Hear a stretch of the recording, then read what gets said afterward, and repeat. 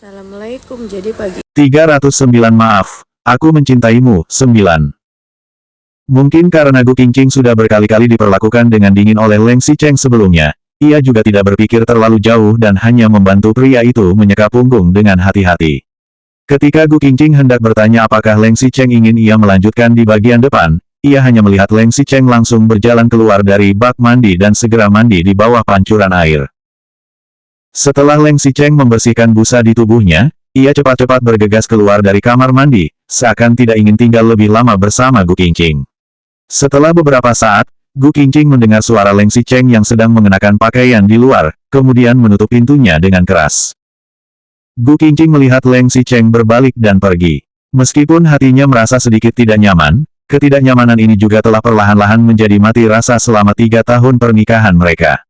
Setelah tidak ada Leng Xicheng di sini, Gu Qingqing malahan merasa lebih nyaman dan akhirnya bisa menikmati air bak mandi sendiri. Setelah Gu Qingqing selesai mandi, ia beres-beres sebentar dan pergi ke ruang makan. Pembantu juga telah menyediakan satu meja penuh makanan. Tepat ketika Gu Qingqing bingung dan memikirkan bagaimana caranya memanggil Leng Xicheng turun untuk makan, ia mendengar suara langkah kaki dan menoleh. Leng Xicheng telah muncul di tangga. Pria itu melirik Gu Qingqing dengan dingin dengan ekspresi yang sangat tenang. Tidak ada niat sedikit pun untuk mendekatinya. Mereka telah menikah selama 3 tahun dan tidak pernah tinggal bersama. Tepat ketika Su Zipei kembali ke Tiongkok, Leng Xicheng segera pindah kembali. Bahkan, jika tidak memikirkan tentang hal Su Zipei, tinggal bersama Leng Xicheng sepertinya memberikan aura kuat yang dapat mengikat Gu Qingqing dalam sebuah kepompong hingga diselimuti semacam depresi yang tidak dapat dijelaskan. Mereka berdua melihat satu sama lain. Namun, tidak ada yang berbicara. Setelah waktu yang lama, Leng Xicheng turun ke lantai bawah dan berjalan ke tempat duduk eksklusifnya. Pembantu juga gemetar. Kedepannya, Leng Xicheng akan tinggal bersama mereka di villa ini. Bagaimana pembantu akan melewati setiap harinya? Sepertinya ia meletakkan lebih banyak garam ke hidangan hari ini. Leng Xicheng dan Gu Qingqing menundukkan kepala selama makan. Tidak ada satupun dari mereka yang berbicara. Setelah selesai makan, Leng Xicheng meletakkan mangkuk dan sumpit dengan agak keras. Suara itu membuat pembantu ketakutan dan segera meminta maaf, "Tuan, saya pasti akan mengurangi garam di masa depan." Leng Xicheng sedikit mengernyit. Pembantu menjadi lebih ketakutan melihat penampilan Leng Xicheng saat ini. Ia segera memberikan tatapan memohon kepada Gu Qingqing.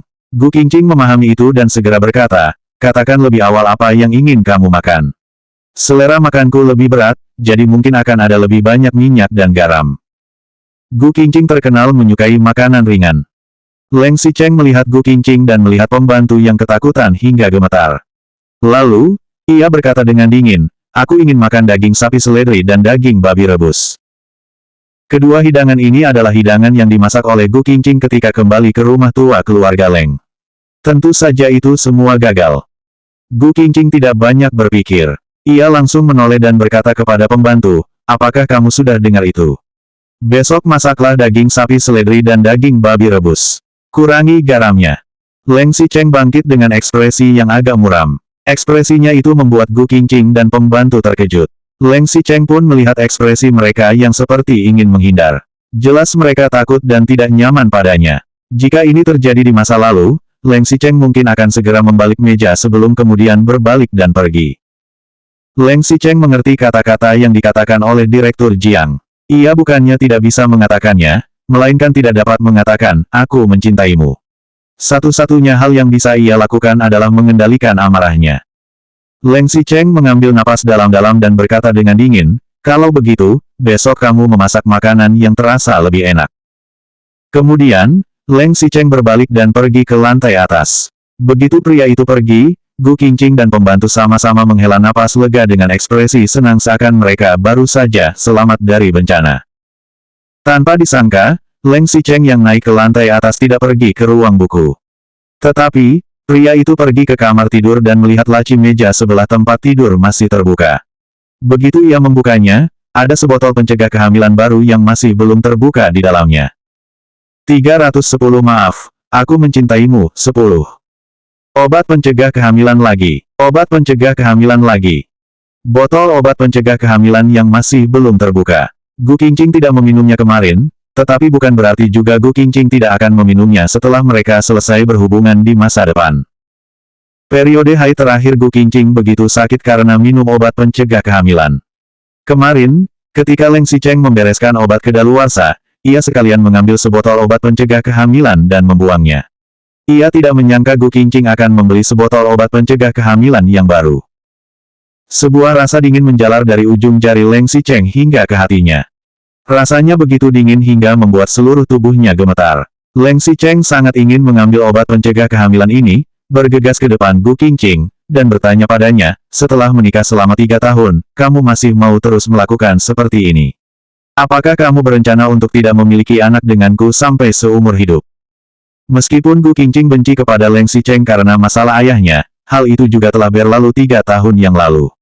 Selama 3 tahun, apakah Leng Xicheng telah dijatuhi hukuman mati sejak awal pernikahan ini? Kebetulan, saat ini Gu Qingqing naik dari lantai bawah dan membuka pintu. Tepat di saat ia masuk, ia melihat Leng Xicheng yang sedang memegang obat pencegah kehamilan. Leng Xicheng melirik Gu Qingqing dengan dingin. Segera setelah itu, pria itu meletakkan botol obat itu. Lirikan Leng Xicheng itu sangat dingin. Gu Qingqing pun terkejut. Saat ia berpikir bahwa pria itu pasti melihat botol obat yang masih belum terbuka, ia merasa harus segera menjelaskan bahwa ia tidak meminum obat itu pagi ini. Aku awalnya ingin meminumnya, tapi periode haidku baru lewat selama 2 hari. Seharusnya tidak akan hamil, jadi. Sebelum Gu Qingqing menyelesaikan kata-katanya, Leng Xicheng menyelanya dengan dingin, kamu melakukannya dengan sangat baik. Apa maksudnya melakukan dengan sangat baik? Apakah maksudnya Leng Xicheng tidak sengaja membiarkan pembantu membuang obat pencegah kehamilan kemarin, jadi aku menjaga diri dengan sangat baik karena sudah membeli sebotol lagi? Pikir Gu Qingqing. Ia menundukkan kepalanya sedikit. Meskipun ia berencana untuk tidak membiarkan Leng Xicheng mempengaruhi emosinya lagi, ujung-ujungnya ia masih akan tetap merasa sedih. Hari ini, periode haidmu baru lewat kurang dari seminggu, kan? Leng Xicheng tiba-tiba bertanya begitu. Gu Qingqing mendongak dan mengangguk. Kemudian, Leng Xicheng berkata dengan dingin, jadi, jika aku menginginkannya malam ini, kamu juga tidak perlu meminum obat lagi. Wajah Gu Qingqing langsung menjadi merah. Apa maksud Leng Xicheng? Dia malam ini, masih menginginkannya. Begitu Leng Xicheng menyelesaikan kata-kata itu, ia segera melangkah ke arah Gu Qingqing. Gu Qingqing berdiri di samping pintu yang luas ambangnya hanya segitu besar. Tampaknya mereka berdua akan saling menabrak. Gu Qingqing menghindari, tapi tiba-tiba ia melihat Leng Xicheng juga memiringkan tubuhnya sedikit dan kemudian berjalan keluar. Ini apa yang terjadi? Leng Xicheng adalah seseorang yang selalu melakukan apa yang ia inginkan. Ketika ia berjalan, hanya ada orang lain yang membiarkannya lewat. Tidak pernah dirinya yang membiarkan orang lain lewat. Tetapi, tadi Leng Xicheng jelas memiringkan tubuh untuk membuka sedikit jalan dan jelas tidak ingin menabrak Gu Qingqing.